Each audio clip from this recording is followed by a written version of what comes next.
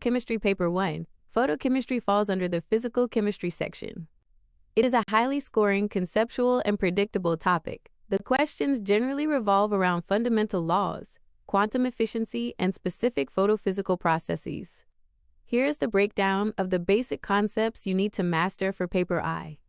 1. Primary versus secondary processes. Photochemical reactions happen in two distinct stages. Primary process: the direct absorption of a photon, HU, by a molecule, leading to electronic excitation. Characteristics: high quantum yield specificity, independent of temperature.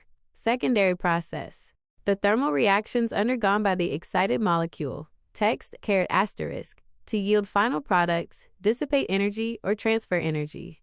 Characteristics: temperature dependent, obeys standard chemical kinetics. 2. Fundamental laws of photochemistry. You must be able to state, mathematically express, and explain the limitations of these two core laws. Grothuss-Draper law. Principle of photochemical activation. Only the light which is absorbed by a system can bring about a photochemical change. Key nuance: absorbed light doesn't guarantee a reaction. Energy can be lost as heat or fluorescence, but unabsorbed light cannot cause any chemical change. Stark-Einstein law. Law of photochemical equivalence. Each molecule taking part in a photochemical reaction absorbs exactly one quantum, photon, of radiation for the primary step.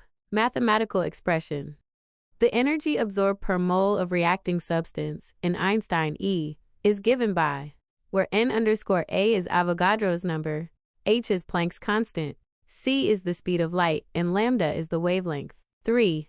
Quantum yield/quantum efficiency.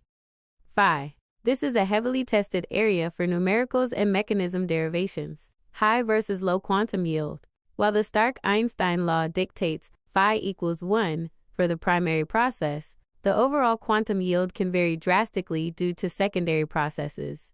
High quantum yield, phi greater than 1, occurs when the primary step initiates a chain reaction.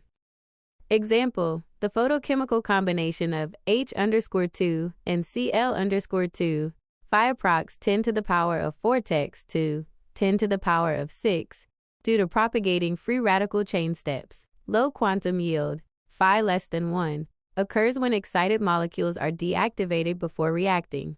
Reasons: deactivation via collisions, fluorescence/phosphorescence, recombination of primary dissociation products, cage effect, or reverse reactions. 4.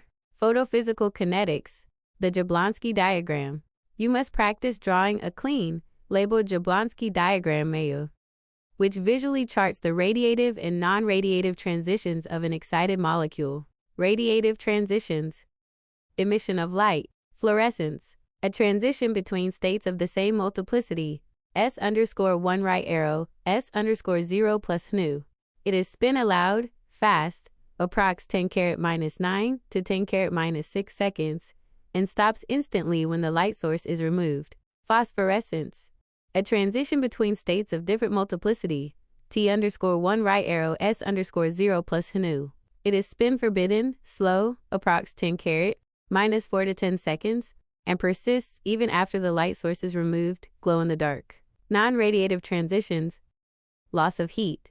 Internal conversion, IC. Transition between states of the same multiplicity, S_2 right arrow, S_1. Intersystem crossing, ISC. Transition between states of different multiplicity, S_1 right arrow, T_1, facilitated by spin-orbit coupling. Vibrational relaxation. Fast dissipation of excess vibrational energy to the surroundings as heat.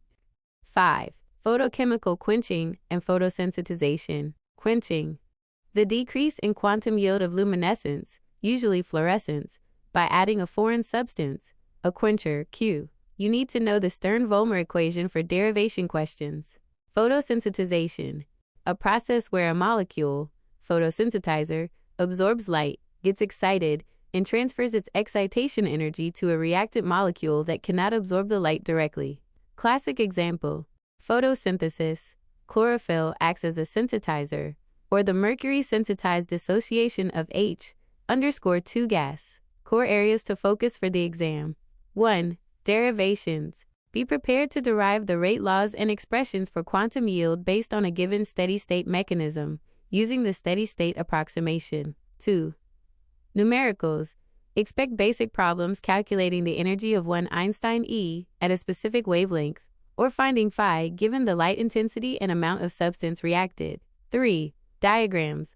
Always accompany answers about Jablonski transitions or specific reaction mechanisms with neat, structured skeletal diagrams.